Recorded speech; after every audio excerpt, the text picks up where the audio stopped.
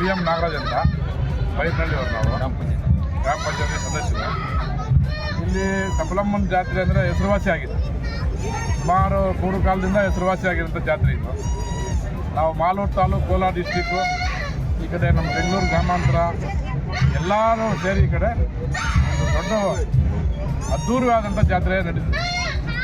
ಇವತ್ತು ಇಲ್ಲಿ ನಮ್ಮ ತಾಲೂಕಿನ ಶಾಸಕರಾದಂಥ KV ನಂಜೇಗೌಡ ಸರ್ ಅವರ ಸಮ್ಮುಖದಲ್ಲಿ ಒಂದು ವಾರ ಇಲ್ಲಿ ಅನ್ನದಾನ ಉಚಿತವಾಗಿ ಎಲ್ಲ ನಮ್ಮ ಲೀಡ್ರುಗಳು ಎಲ್ಲರೂ ಸೇರ್ಕೊಂಡು ನಮ್ಮ ನಂಜೇಗೌಡರ ಸಮ್ಮುಖದಲ್ಲಿ ಉಚಿತವಾಗಿ ಅನ್ನದಾನವನ್ನು ನಾವು ಮಾಡ್ತಾಯಿದ್ದೀವಿ. ಇವತ್ತು ಎಷ್ಟು ಜನ ಸೇರಿದ್ರು? ಇವತ್ತು ಒಂದು 3,500 ಜನ ತಿಂದಿದ್ದಾರೆ.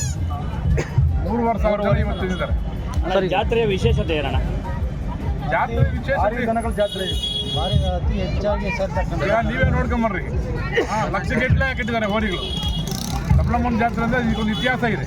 ಇಡೀ ಕರ್ನಾಟಕದಲ್ಲಿ 15 ಲಕ್ಷದ ಹುಡುಗರು ಸೇರಿರೋದ್ರಿಂದ ಇದೇ ಒಂದು ಜಾತ್ರೆ. ಇಲ್ಲಿ ಇತಿಹಾಸ ಇರೋಂಥ ಜಾತ್ರೆ ಇದೆ. ಅದರಿಂದ ಎಲ್ಲ ಒಂದು ರೌಂಡ್ ನೋಡಿರಿ. ಅಂದಾಜು ಎಷ್ಟು ಹಳ್ಳಿಗಳವ್ರು ಬರ್ಬೋದು ಆ ಥರ ಏನೋ ಹೇಳಿ?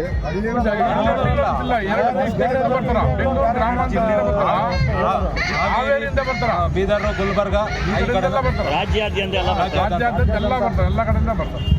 ಆಂಧ್ರ, ತಮಿಳುನಾಡು ಎಲ್ಲ ನಮ್ಮ ಹೆಸರು ದೇವರಾಜ್ ಅಂದ್ಬಿಟ್ಟು ಹೊಸಕೋಟೆ ತಾಲೂಕು ಹೆಚ್ಚಳ್ಳಿ ತಾವರೆಕೆರೆ ಗ್ರಾಮ ಪಂಚಾಯತಿ. ಇಲ್ಲಿ ವಿಶೇಷವಾಗಿ ಕೋಲಾರ ಜಿಲ್ಲೆ, ಬೆಂಗಳೂರು ಗ್ರಾಮಾಂತರ ಹಾಗೂ ಸುತ್ತಮುತ್ತಲ ಹಳ್ಳಿಗಳು ಸುಮಾರು ಒಂದು 500-600 ಹಳ್ಳಿಗಳು ಹಿಂದೆ ಇತಿಹಾಸದಿಂದ ಭಾರಿ ಭರ್ಜರಿಯಾಗಿ ಸಪ್ಲಮ್ಮನ ಜಾತ್ರೆಯನ್ನು ಆಚರಿಸಿಕೊಂಡು ಬಂದಿದ್ದಾರೆ. ಅದೇ ರೀತಿ ಈ ಭಾಗದ ಇವತ್ತಿನ ಪಂಚಾಯತಿ ಅಧ್ಯಕ್ಷರಾಗಿರ್ಬೋದು, ನಮ್ಮ ನಾಗರಾಜಣ್ಣವರು ಸದಸ್ಯರೆಲ್ಲ ಸೇರಿ ಒಗ್ಗಟ್ಟಿನಿಂದ ನಂಜೇಗೌಡರು MLA ನಂಜೇಗೌಡ ಸಮ್ಮುಖದಲ್ಲಿ ದಿನಾಲು ಸುಮಾರು 3,000-3,500 ಜನಕ್ಕೆ ಊಟ ಹಾಕ್ತಾರೆ.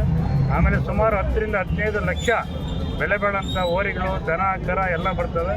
ವ್ಯಾಪಾರ ಅನ್ನೋದು ಇಡೀ ರಾಜ್ಯದಲ್ಲಿ ಅತಿ ಹೆಚ್ಚಾಗಿ ಸೇರುವಂಥ ಜಾತ್ರೆ ಅಂದರೆ ಸಪ್ಲಮ್ಮನ ಜಾತ್ರೆ. ಎಲ್ಲ ಕಡೆ ಲಾಟ್ ಮಾಡಿ ಈ ಕಡೆ ಬರ್ತಾರೆ. ಗುಲ್ಬರ್ಗ, ರಾಯಚೂರು, ಚಿತ್ರದುರ್ಗ, ಹಾವೇರಿ, ಕೋಲಾರ, ಹೊಸಕೋಟೆ, ಪ್ರತಿಯೊಬ್ಬರು ತಮಿಳುನಾಡು ಇಲ್ಲಿ ಬರ್ತಾರೆ. ಒಳ್ಳೆ ವ್ಯಾಪಾರ ಆಗುತ್ತೆ.